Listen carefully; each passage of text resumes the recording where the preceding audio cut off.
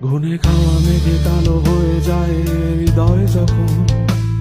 একা একা শুধু অকারণেই ঝরে বৃষ্টি এমন আজও তাই অবাক রঙে এঁকে যায় সাদা কালো রং মাখা ফানুষের মুহূর্ত রাঙাই ভীষণ কালো মেঘ পুড়ে ছাইয়া বেগে আজও তাই